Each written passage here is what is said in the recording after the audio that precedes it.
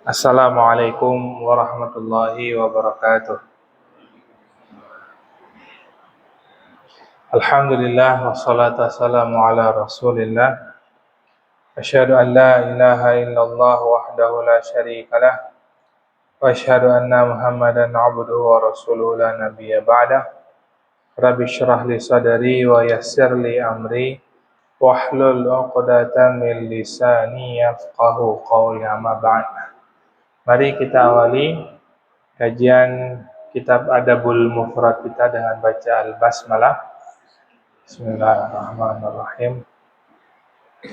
Kita masih dalam bahasan tentang berkasih sayang, Pak ya. Materi bab pembahasannya tema tentang berkasih sayang. Kita masuk ke bab yang ke-156, bab tentang mengambil telur burung merpati. Sampai adab itu bukan hanya dengan manusia kita diajarkan, tapi sampai ke hewan pun Nabi kasih panduannya. Hari ini kita kalau lihat burung, Pak, apa yang dilakukan? Tembak, ambil. Ada anak burung, nggak ngerti miara burung, tetap aja ambil, gitu ya. Bahkan kadang miara beberapa ekor burung, gitu ya. Boleh nggak, Pak?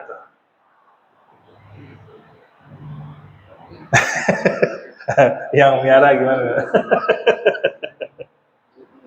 Miara burung. Baik, malam hari ini kita tidak bahas masalah fikihnya, Pak, tapi kita bicara tentang adabnya. Di sini disebutkan dalam kisah dari Abdullah bin Mas'ud, dia berkata, suatu hari Nabi pernah singgah di satu tempat, lagi jalan Nabi, safar gitu ya. Kemudian ada seorang yang mengambil burung merpati. Lalu datanglah burung itu sambil terbang di atas kepala Rasul. Beliau lalu berkata, ayyukum faja hadhil baydataha. Siapa yang ngambil telur burung ini? Di burung itu balik kandangnya, telurnya udah nggak ada. Nabi nanya, siapa nih yang ngambil? Kan Nabi rombongan gitu ya, nggak sendirian.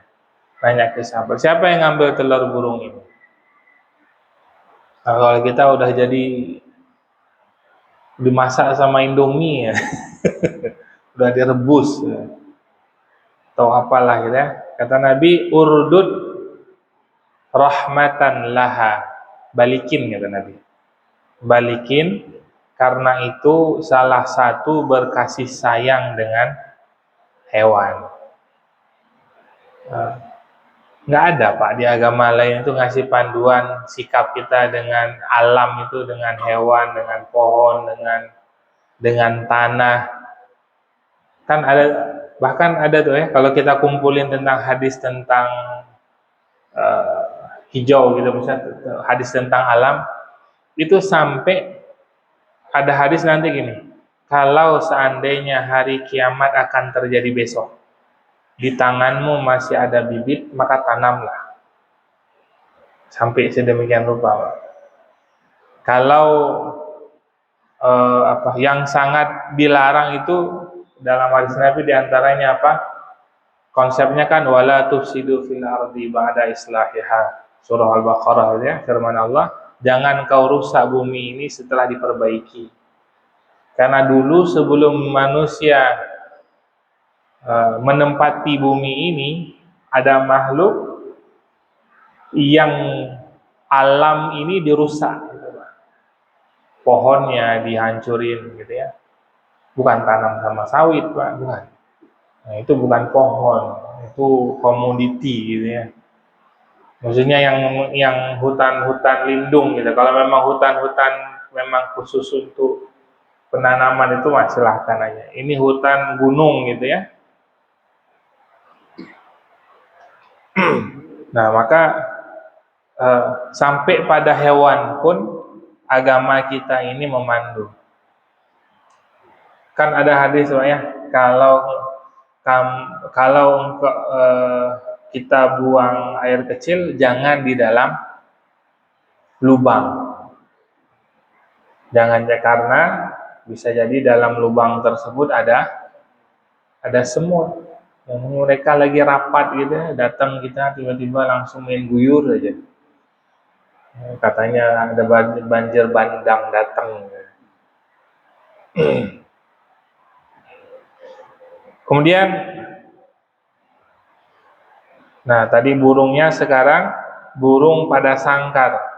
Dari Hisham bin Urwah mengatakan, ketika Ibnu Zubair berada di Mekah pada saat itu para sahabat Nabi membawa burung dalam sangkar. Nah ini Pak.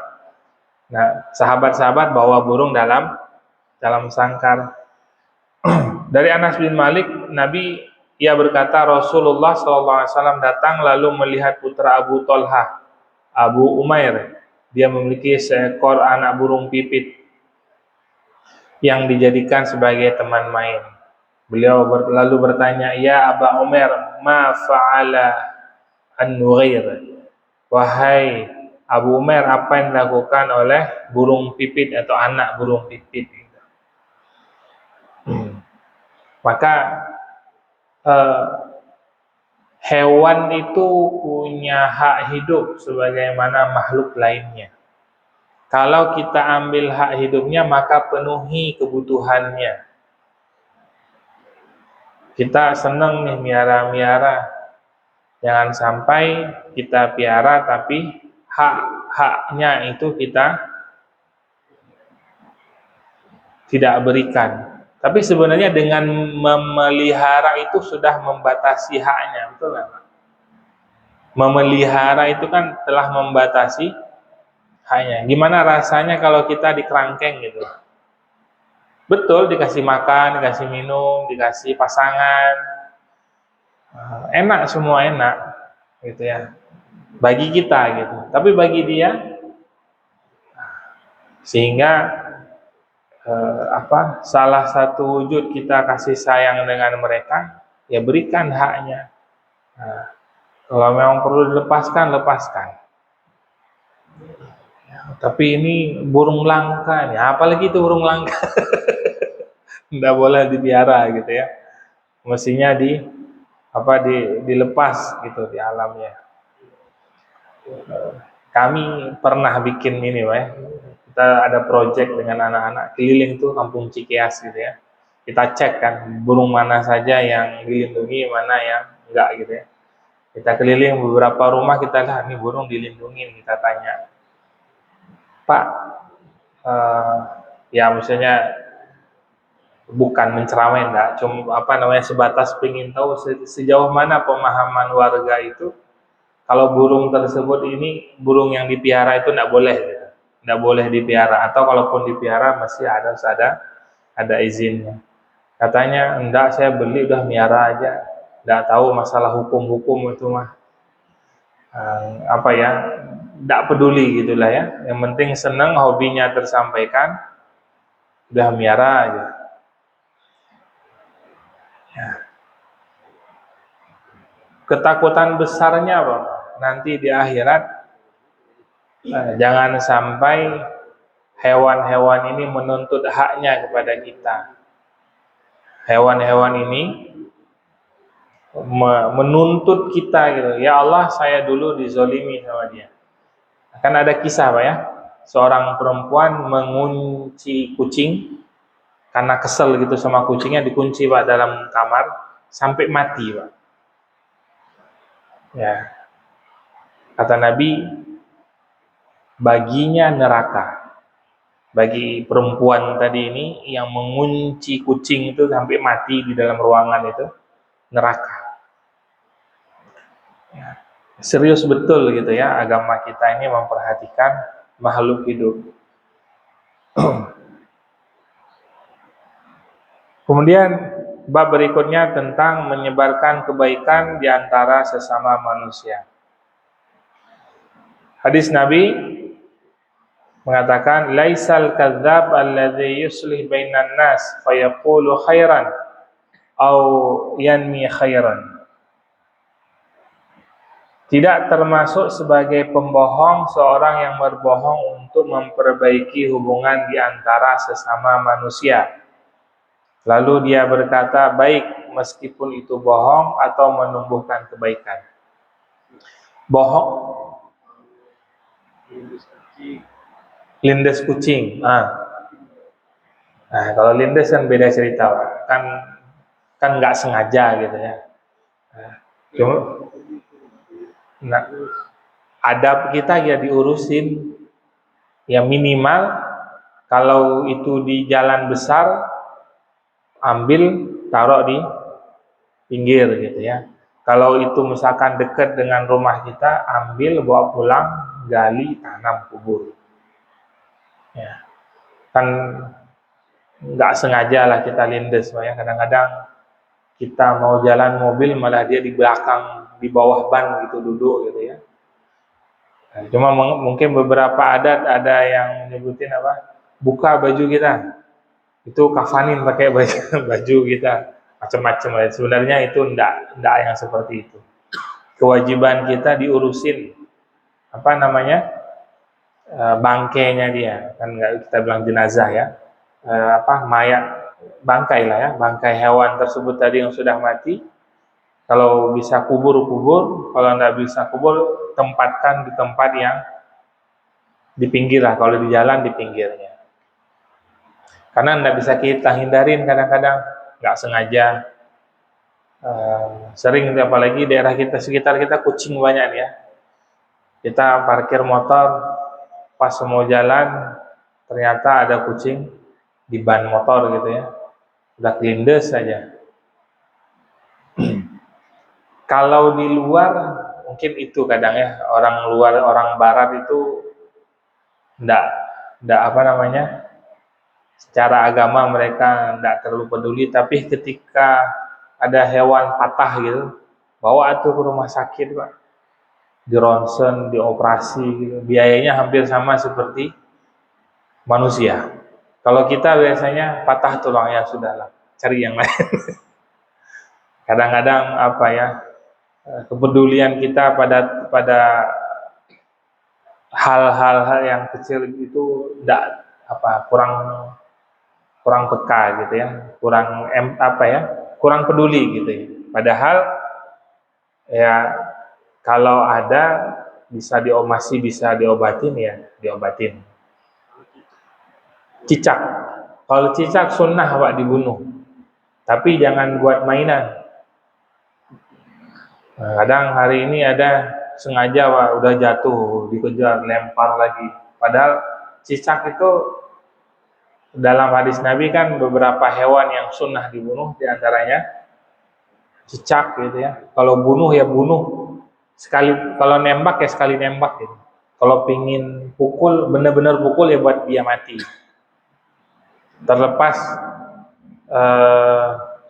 kalau kisahnya kan, kalau balik zaman Nabi Ibrahim ya Pak ya, ketika semut berusaha memadamkan api dengan ya kecilnya dia, tapi cicak berusaha untuk meniup api. Padahal kan apa pengaruh semut ke padamnya api? Ngaruh apa? Nah, ngaruh. Sama juga apa pengaruh cicak sehingga api lebih membesar. Tapi di situ dilihat apa? Keberpihakan kita di mana? Keberpihakan. Maka jelas pada saat itu apa? Semut berpihak pada Nabi Ibrahim, adapun cicak tidak berpihak. Berpihaknya dengan Namrud. Nah, makanya sunnah. Nah, selain nanti mungkin ada hadis yang lain saya tidak hafal, tapi yang saya tahu memang cicak boleh dibunuh, tapi tidak boleh disiksa. Bunuh ya bunuh sekalian, racun ya racun sekalian.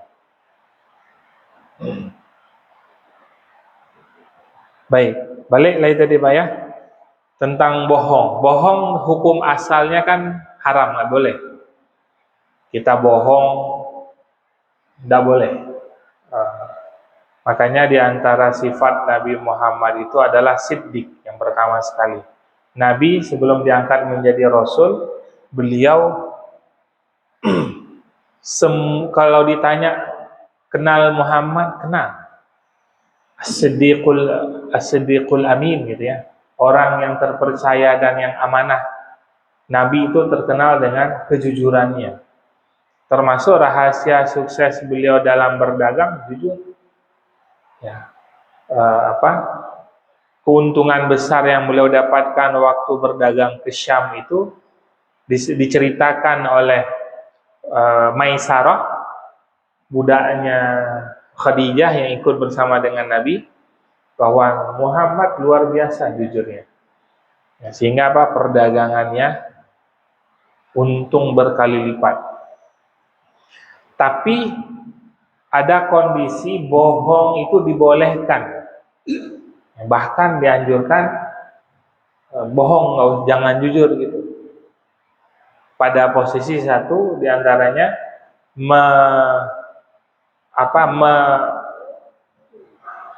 memperbaiki dua saudara yang berselisih, Pak. Ya. Gimana cara berbohongnya, Pak? Berbohongnya ketika kita sampaikan yang baik-baik tentang orang tersebut, bahasanya seakan-akan dari orang yang dia benci. Kata si fulan, kamu rajin betul. Padahal kita tahu dia itu dengan orang yang kita sebutin tadi itu sedang berkonflik gitu ya, sedang marahan. Atau bohong untuk menyelesaikan permasalahan rumah tangga supaya tidak terjadi perceraian.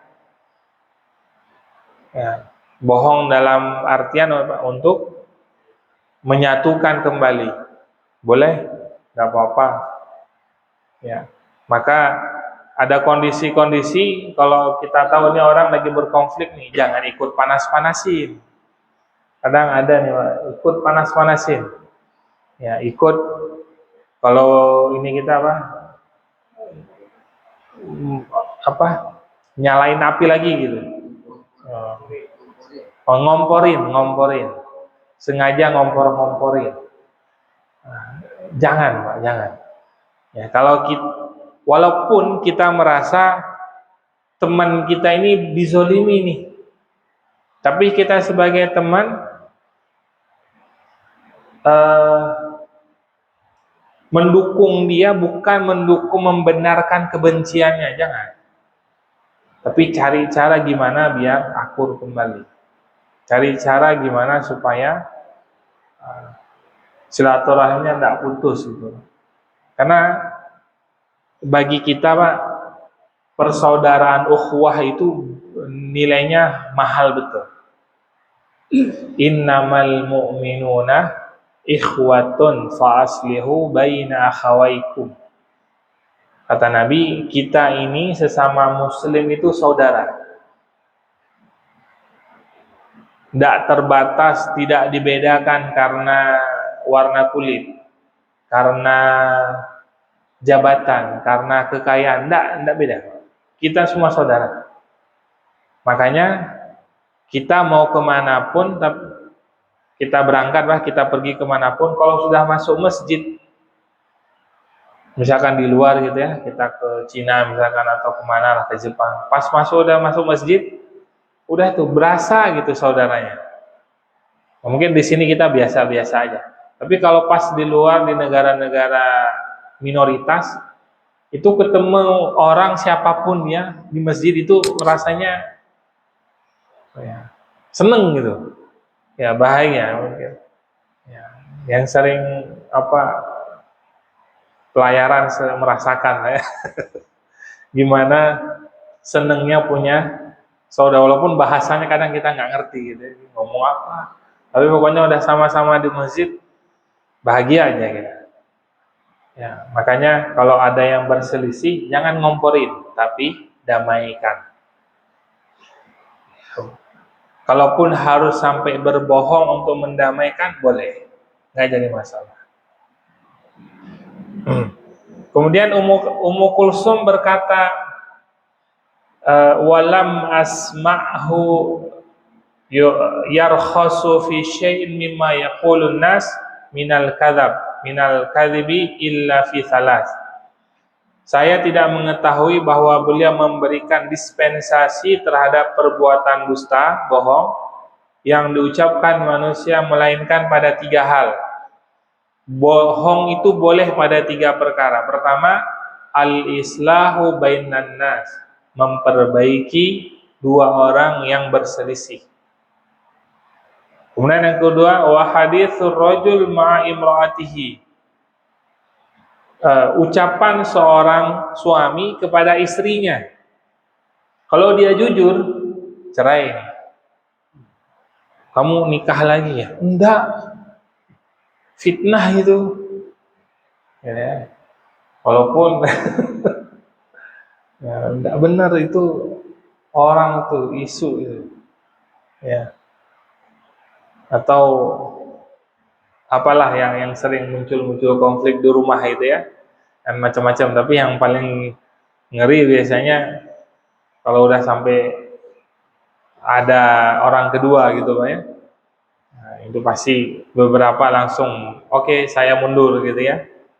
Oke, saya tidak melarang poligami, tapi saya tidak siap untuk dipoligami. Udah sama yang kedua saja gitu. Kan ada yang begitu gitu ya. Nah, padahal pada perkara ini, tapi bukan bicara masalah berbohong tentang itu enggak. Ketika berpotensi merusak rumah tangga dalam perkara yang lainnya, masalah kerjaan atau masalah keuangan, masalah perhatian. Kadang kan ada yang istri yang merasa selalu kalau kita dekat dengan keluarga kita sendiri, dia merasa kamu cuma perhatian sama keluargamu aja gitu. Sama keluargaku aja. Cuek atau apa. Padahal kita udah berusaha sama gitu ya, tapi ada aja kadang-kadang. Nah, maka untuk menghindari konflik yang malah memperparah, boleh, tidak apa-apa berbohong. Tapi ini bukan patokan terus mencari kesempatan untuk membohongi istri gitu Pak ya. Ini pada potensi sampai bisa terjadi, bisa mengakibatkan perceraian. Karena dalam perceraian itu betul dibolehkan dalam agama, tapi sesuatu yang tidak disukai oleh Allah. Kenapa Pak nggak disukai? Karena orang sudah berkeluarga itu semua pekerjaannya itu ibadah. Semua hal yang dulu dilarang, berdosa sebelum menikah, maka setelah menikah itu ibadah. Kebayang Pak, udah berapa puluh tahun nikah? Ya, sampai 70 tahun, kadang sampai 50. Dayang berapa? 50 dayang? 60? 40? Ya, 40 lebih. Nah, itu kan selama pernikahan dulu sampai detik ini, ya dulu waktu masih pacaran pegangan itu dosa, pas sudah menikah pegangan itu pahala. Dulu meluk perempuan dosa, tapi meluk istri pahala. Dulu ngobrol berdua dengan perempuan itu dosa, sekarang ngobrol berduaan dengan istri pahala. Makanya setan benci tidak senang betul ketika seseorang muslim itu memutuskan untuk menikah. Karena ketika menikah, semua yang dilakukan itu adalah pahala, ganjarannya. Kemudian yang ketiga, wa hadithul mar'ati zawjiha, yaitu ucapan seorang wanita kepada suaminya sebagai guyonan. Nah, itu boleh. Ganteng betul Mas. Pujian Pak, padahal ya Allah gitu ya. Ya Allah, kamu seperti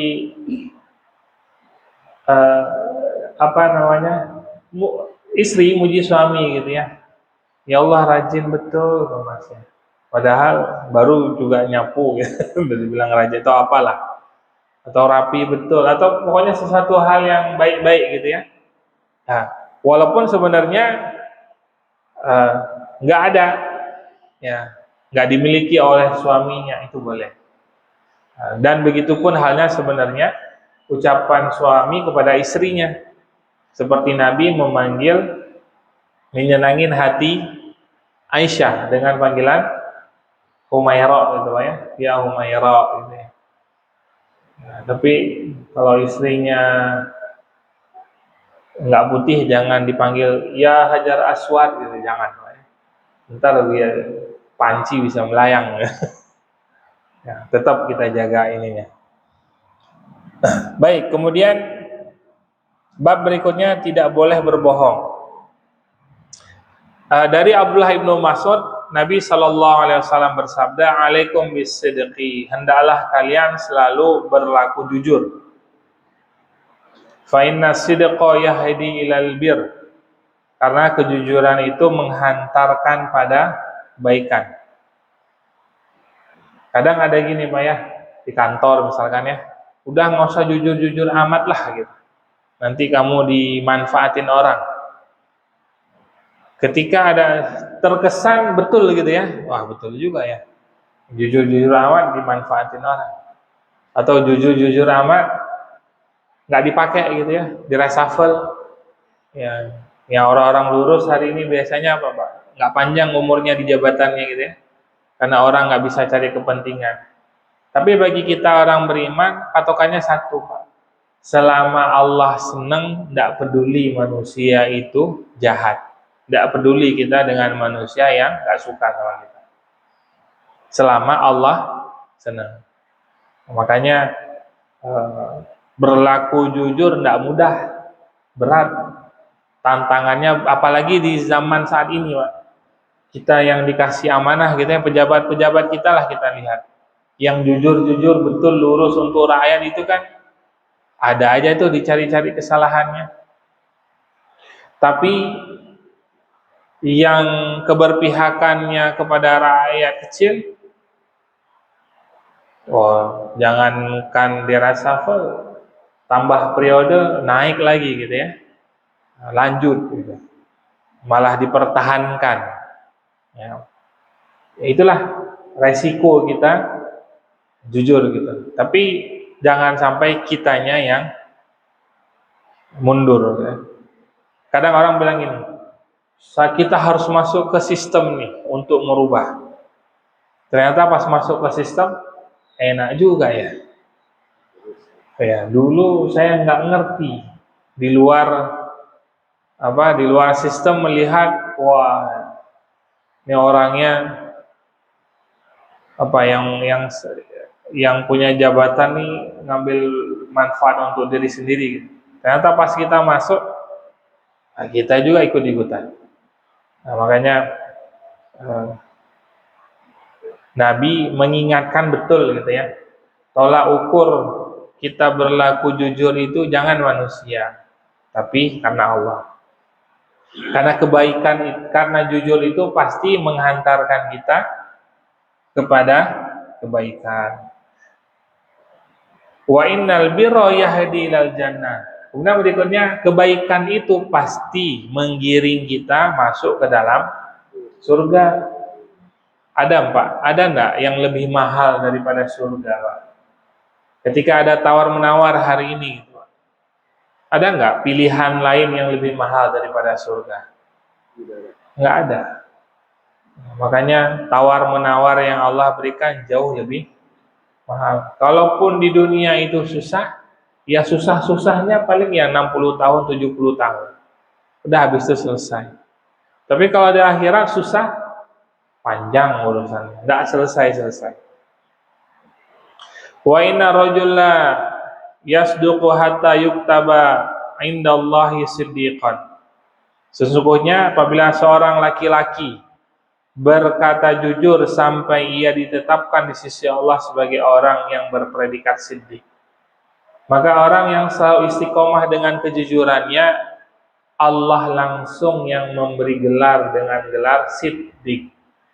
Maka gelar siddiq bukan hanya dimiliki oleh Nabi, tapi kita pun punya potensi untuk mendapatkan gelar tersebut selama kita istiqomah menjaga kejujuran.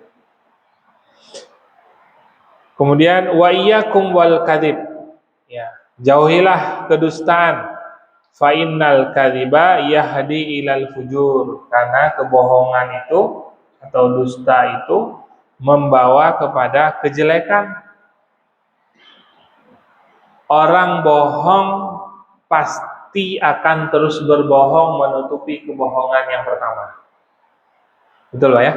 Ini udah bohong sekali. Kamu ke sana? Enggak. Nah, kalau enggak ke sana terus kemana? Pasti nutupin lagi tuh. Bohong lagi, bohong lagi. Makanya bohong itu dia pasti akan melahirkan kebohongan berikutnya. Untuk menyelesaikan kebohongan gimana? Biar tidak bohong lagi, ya jujur. Enggak, mohon maaf saya enggak ke sana tadi, dah selesai. Oke, terima konsekuensi, udah komitmen, kena konsekuensi, hukuman ya kena hukuman. Karena kebohongan itu pasti menghantar atau membawa kita itu kepada kejelekan. Nah, berikutnya nih yang agak ngeri Pak. Wal fujur yahdi ilan nar. Kejelekan itu membawa kita kepada neraka, masuk ke dalam neraka. Makanya orang yang masuk dalam neraka itu betul-betul jelek manusia. Betul-betul perilakunya jelek gitu ya. Tidak ada obat. Jelek betul perilakunya. Wa inna rajul la yakdziba hatta yuktab indallahi kadzaban. Dan seseorang apabila dia terus berkata dusta sampai ditulis di sisi Allah itu sebagai pendusta, kadzab. Kita